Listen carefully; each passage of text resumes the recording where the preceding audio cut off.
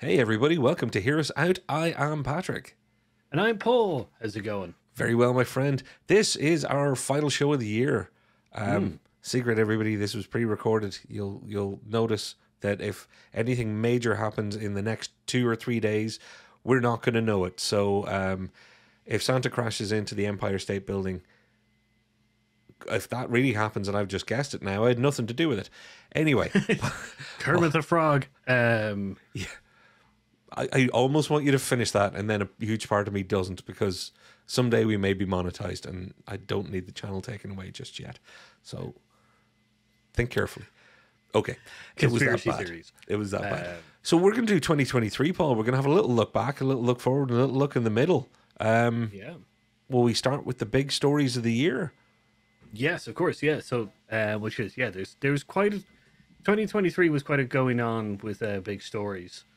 Which goes and as you probably have watched some of our monthly news roundups, you definitely know that there was a big chunk that was also carried over by a certain element. Are you talking about strikes?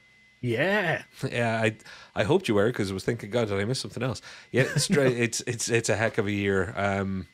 In the entertainment, if you're interested in entertainment and you're talking about it online like we are, it would be hard to ignore not just one but two major strikes that didn't just happen but lasted. You know, they didn't come and go. They weren't a protest and then a pass. It was a significant portion of the year. It's affected the industry. It's affected so many people's lives. Paul, I'm not going to say we, because you can say for yourself, I was on the side of the people striking for the majority of their case. There may have been one or two small subtle nuances where I wouldn't always have 100% agreed, but I was pretty much 99.9% there with them. I was on the side of the producers because I'm an asshole. No. Well, yeah, being as AI rich is as you just are, sitting in on that bed of money that you have. AI is just the way to go. It's just the best thing. We should just be like, dead people should be just chucked into an AI machine. And no, not at all. Writers and actors definitely deserve their craft as entertainment and movie lovers, as we don't take that out of context. As movie lovers and storytellers and everything that we are, couldn't support the writer strike and the actor strike anymore. Any more than we could. Which goes it AI is a strong change of the industries, of many industries, kind of thing. And myself, and I'm sure that you probably will echo these sentiments, believe that AI should be more in kind of industrial areas. It should not be in the creative industry in any case, in any way, shape, or form, unless it is to write a script to get you a cup of tea. I say write a script as in I am a coder, so script in that, not story script. Kind of thing. But yeah, no, big support for the strikers and everything. I'm glad it came to a resolution. I was going to say a sensible resolution, and I think for the most part it is. I don't think this is the last time we'll be looking down the barrel of this particular gun. And technology is going to continue to change at this rapid pace. The genie's out of the bottle. Things are going to move very, very quickly. In a couple of years, we're going to be back here, and capitalism, greed, and the profit motive aren't going away either. Which, by the way, is why you should all go to your cinema, support your local movies, pay for your streaming, and try not to pirate. No judgment here, but just try not to as best as you can, because the people who create this wonderful art that we enjoy, they need to feed themselves and their families, pets, and loved ones also. So, Paul, that was a big part of 2023. It got so covered, I guess we can't really add a whole lot more. But one thing I think we can add a little bit more to is something that may go overlooked. This is the year. And mark it in our calendars, folks. It's a landmark year when video game movies and TV shows, and even toy-related movies and TV shows, stopped being bad. Or at least stopped being bad and or unsuccessful. Super Mario made all the money. We made multiple videos about how it made all the money. Yeah. And, Last of Us, TV show, critically, commercially, everybody, nobody has a bad thing to say about it, really. And then Barbie, thanks to, let's say Barbie, but also we got to talk about Barbenheimer. Maybe we'll make that our next topic. But yeah, Paul, finally, we can expect good things when someone says they're going to do something with a video game. How Yeah, weird that's is the thing. that? So that is the weird thing. Gone are the days of Resident Evil 1 and, all its sequential movies after that, Silent Hill, kind of just anytime you heard a video game being turned into a movie, you no longer have to be like, oh, Is great. Uwe Ball doing it? Oh, bugger. Right, yeah, Yeah. everything was. And TV shows weren't any better, really. There are very few video game properties that ever got the treatment they deserved. Yeah, so once again, Resident Evil seems to be the kind of I guess benchmark. The Resident Evil Netflix show was not good, kind of thing. I know that's the more recent kind of version of it, but it just once again it shows the difficulty of changing these stories that are meant to be more interactive into an actual coherent kind of spectator entertainment. But we've seen a lot of really good steps and kind of going. These are the ways that we can do it, by making it our own in a little bit, kind of thing, rather than making more towards what is done in the story of the game, which is great. Which is and we have more coming because which is Mario has opened the door to more stuff. Oh But boy, Sonic, howdy has it. yeah, Everybody's going to be on this train. but like Sonic is next year as well. There's a new Sonic movie coming out next year. There's a couple more video game TV shows and movies coming out next year. But yeah, Mario has helped blast open the doors of this. Sonic and a couple of other ones have set the stage, but Mario really blasted the doors Yeah. over. And then Barbie's epicness. Wow. Who saw it coming? Who saw it coming? Actually, we saw the Barbenheimer thing coming before Barbenheimer became a thing. Go back, check our videos. I don't know if we were the first in the world, but we definitely hadn't heard it anywhere else. And you and I had a conversation saying, they're both coming out in the same day. That'd be an amazing double bill. Little did we know what was about to happen from an organic, and maybe not so organic in some cases once it got a little head of steam, but an organic, crazy phenomenon of marketing.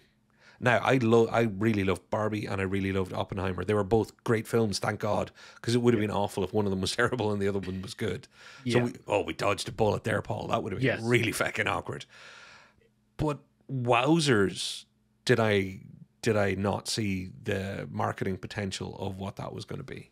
No, the global fever that took over the world, was just with that, it's just incredible. And yeah, you are right. If it's really nice to see that these two polar opposite movies Mm, completely were taken so seriously in their own ways and to show their own themes and everything like that, and was just done really well, and then given to the world because we haven't had a movie event like that before in quite a while. We haven't had Back to the Future's kind of releases, Star Wars phenomenons, Star Trek's there's a yeah. lot of phenomenons in that kind of sense, but the Barbenheimer is definitely ours. Yeah. So which is great. I can't wait in 2 decades time, kind of being like, yeah, I was there I, for the Barbenheimers. Oh, we were there for Barbenheimer. The funny thing though, Paul, is you couldn't kind of plan it better. Sometimes things have to happen organically, but this one down to the level of couples and friends and family members who would have one of them is, well, I like my Christopher Nolan movies, and the other one who's like, I really like Margot Robbie and I'm or Greta Gerwig or whatever it is. Sometimes those people wouldn't overlap on the Venn diagram of going to the movies.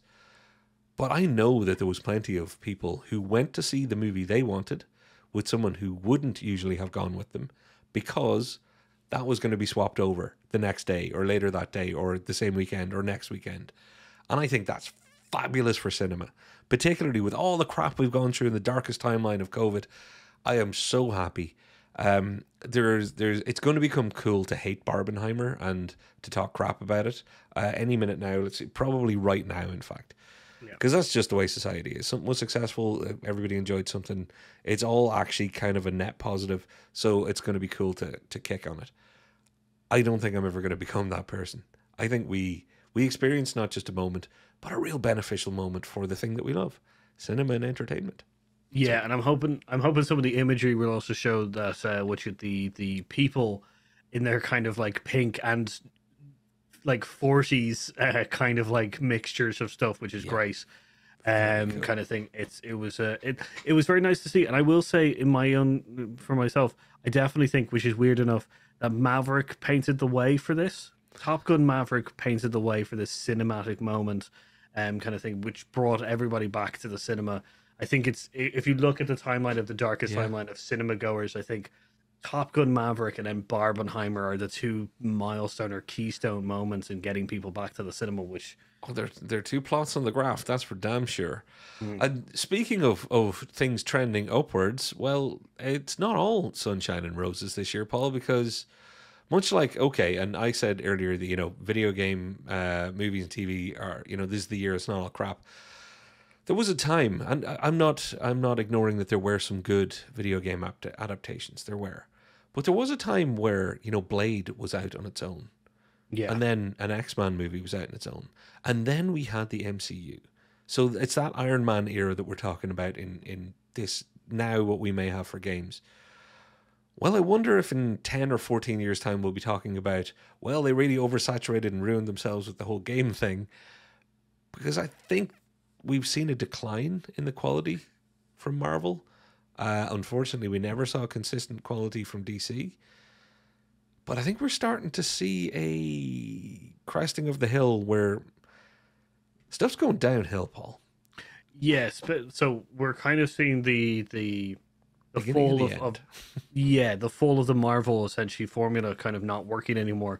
They've been racked with a bunch of problems with which was movies that's not like settling well with people, and we definitely think that it's a combination of kind of new characters, new plots, and trying to build up the universe in which they were done so well previously. Yeah. Obviously the Jonathan Majors issues now have become a bigger thing. It's the first time in Marvel's history in which they've had to remove a main character, Yeah. which they were setting. Now I know that they'll say he wasn't. Kang the Conqueror wasn't going to be set up as the main bad guy, but that's them. His name was in an down. Avengers film. Yeah, like they were definitely going to. That's damage control kind of thing. So between essentially movies, like their movies not hitting as well because they're spreading their kind of character roster across newer IPs, and obviously some what you could say darker kind of issues with actors and stuff like that. They've been racked with problems, but so that doesn't mean that DC, because we're getting a new DC closing in 2023, but hopefully opening a new chapter for them. Yeah. So maybe they'll take the torch of kind of going, we've changed up the formula and we're bringing back characters in which I do definitely think it's a familiarity thing with Marvel, that they're kind of spread too thin kind of. And well, like DC, obviously, they had their own Ezra Miller shaped problem with the Flash. They've let's be fair, they've had some not great movies in their time in the DCEU, which will now be the DCU when it comes back under the Gunverse. But Paul, it all ties back to something else that has had its bubble burst a little bit this year. That's streaming. We made some of our channels been based on the idea that we were talking about the streaming wars and the up and coming and emergence of all the pretenders to the throne of Netflix. Because years ago it really was Netflix and then niche. Now, years on, we've been talking about it for 5 years. You've got big players doing well. People respect, including me, who laughed at Apple TV Plus on record here going, ha ha ha ha, it's such a joke, I'll never have that. Guess what? I have Apple TV Plus as of like 2 weeks ago. It's one of those things. Streaming took off, did well, but this is the year where, the Disney Plus Marvel shows, it showed, hey, this is expensive and actually, oh gosh, maybe it's causing some problems in our universe. But also, hey, streaming is brilliant and everybody's got to have their own streaming service, except for Sony, because they're quite smart. Everybody's got to have their own streaming service, and now they're all realizing, well, maybe there's not as much money in this as we thought. Maybe we shouldn't have undercut theatrical or physical media or broadcast TV or serialized show. Oh, crap. And there's no schadenfreude here. I'm not like, haha, this sucks to be them. Because it's all of us. It's all entertainment that's coming out to us, however we receive it. But Marvel isn't the only thing that tipped the scales and headed in the downward direction. streaming in general is going to be interesting moving forward. And conglomeration based on cost base is a definite likelihood in the future. Yeah, like that's it's been one of the more interesting. Like it's we've had streaming war videos, as you said before, um, but we also talked about in that is like the saturation of the market with streaming services in the sense that we kind of pick and choose now, Mm. and we also said that if you don't find a niche to kind of cling on to, if you become like Netflix was great because it was so general. The rest of them have also joined in on the kind of like we do general kind of like like they're like slightly to the left or right of kind of like the general market. Apple TV has definitely done the smartest thing, which is we are focusing in on really really good, really fantastic sci-fi and comedy kind of elements, and that's all we're going to do. Obviously they do other shows as well, but they've really zeroed in on those two kind of genres of entertainment. Being with Ted Lasso, and then obviously the Foundation and a Yeah. couple of other ones. So, but there are some, yeah, they're so general that yeah, I think they're now seeing the kind of flaws in that kind of element where it's just like we love channels because those channels give us specific things. Mm. Streaming services are not channels, they're just libraries, and when you have like 7 libraries that are all the same, it's you pick and choose. Crowded marketplace, man. Crowded marketplace can make things very, very tough. And also, I do think there was too much of a bull market on streaming services. Everybody thought that that's the land of milk and honey. Get onto it, get in there. Following the Apples and the Disneys, the big corporations of the planet. You've got your Peacocks and all the rest. But I think 2024 will be interesting on that front. But I think we will look back at 2023 as the. Do you remember when streaming hit that kind of moment where somebody pulled the parachute, and although it came out, it was just much smaller than they were comfortable with. Yeah. And they're all staring at the ground now, wondering, will it slow them down enough for a safe landing, or is there some broken legs in their future? Because it'll not kill any of these companies. No. But it might bruise some serious egos. And we may see some new CEOs and other high-level people in a few organizations in the near future. You also might see agreements between to merge, which is kind of libraries into more kind of grander schemes, but sharing the costs kind of a little bit more kind of thing. So, which Paul, I think it's a perfect time to move on to kind of let's just call out a few things that we liked from this year. I'm going to focus on things that I think are overlooked, and I think you were suggesting you might be doing something similar. So, yeah, I'm just going to go straight into it. Big movies this year that got overlooked because other bigger movies came along. And we've already talked about Mario. It killed D&D. Dungeons and Dragons, a movie that, brave to try and take it on. It's a topic close to your heart. By the way, check out our friends over at Homebrew. Homebrew Quest is your YouTube search term, I believe, Paul. D&D was a good wee movie. It was a very good wee movie. I really enjoyed the damn thing.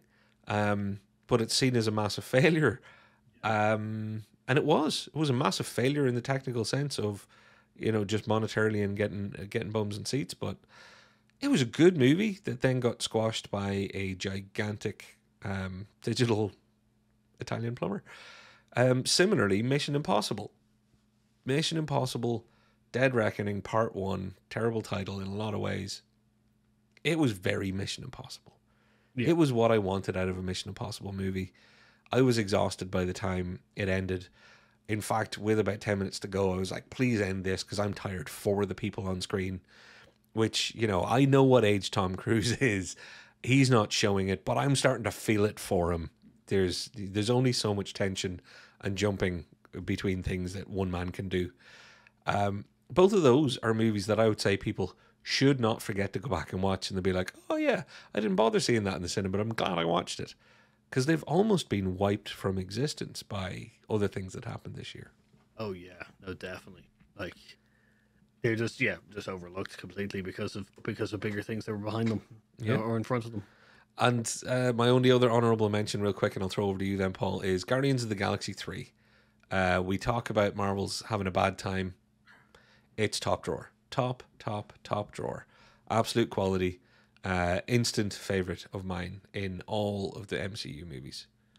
Yeah, no, it was fantastic entry in what has been a um, disappointing which it's a year of Marvel movies. Yep. Spider-Man was also very good at the start of the year, True. but not good enough to save this. Guardians of the Galaxy 3 and Spider-Man were not the saving graces. Overlooked films that I'd like to point out: Renfield, and that Dracula film, which was with Nick Cage as Dracula, which was fantastic, funny, hilarious, gory kind of thing. Um, Pneumonia, which is a Netflix streaming movie, which was a very cute animated movie. I very much enjoyed. It was very metal. It's probably one of the best ways to describe it. Which is We Have a Ghost as well, which is the David Harbour as a ghost and a family kind of meeting up. Very cute, very sweet film. Which is, and then obviously Evil Dead Rises, which is the new entry in the Evil Dead series. Very good. It's on Netflix as well right now. Very good, very nice to see kind of back to form kind of horror movie, I guess, would be probably the best thing. And then movies that really kind of this year came out and were really kind of moved me on to the next one. I can't wait for them coming next year, which is Across the Spider Verse and then Soul X. Can't wait for the next ones. They've really made me pumped for the new sequels. So can't wait. Yeah.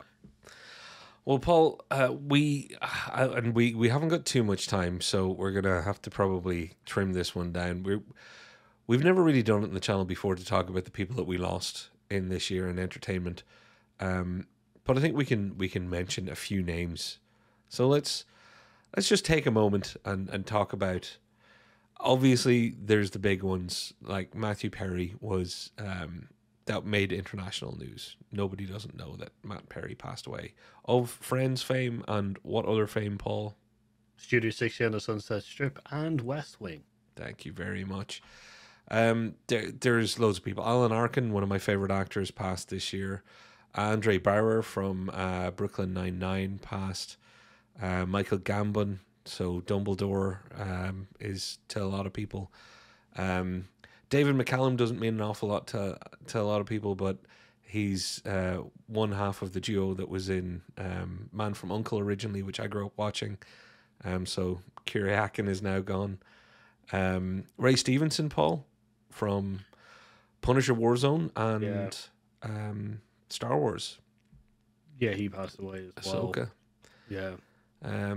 Jerry Springer passed this year, and the reason I think it's worth a mention is Jerry Springer in a lot of ways was social media before social media. I think we should learn from that and not forget it. Yes, set a tone of certain TV shows. Yeah. Which we now have forever. That was a surprise. Yeah. Lance Riddick of the Continental, I should say, really, although John Wick fame. Yeah, Continental, the concierge, but also from The Wire, which goes, and also from Fringe, kind of those two kind of big TV shows that were missed as well.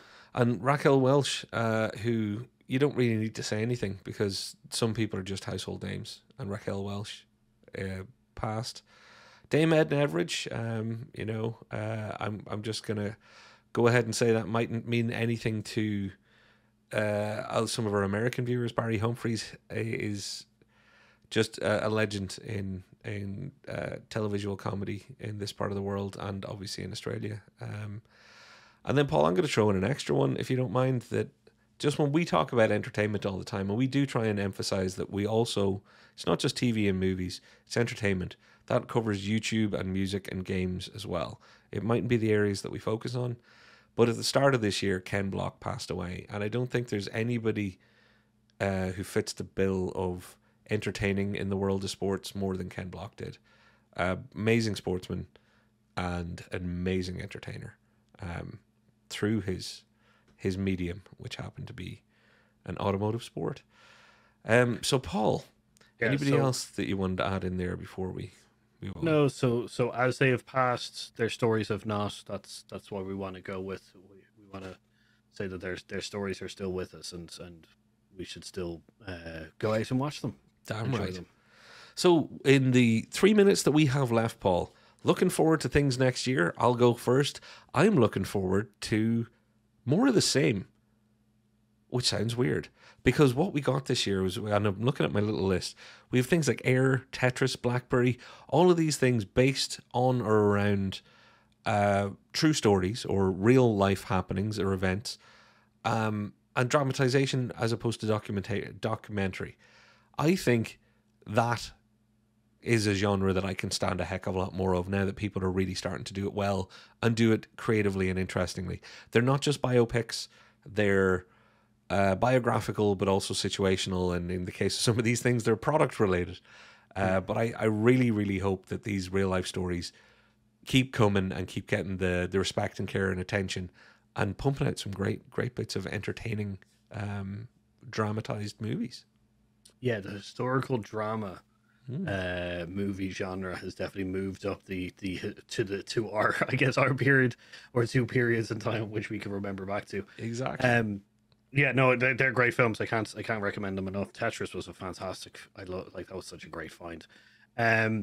My thing for next year is that it's a big thing for nostalgia. We've got Beetlejuice, we've got Ghostbusters, like, Bad Boys, which will be an interesting one since Slapgate.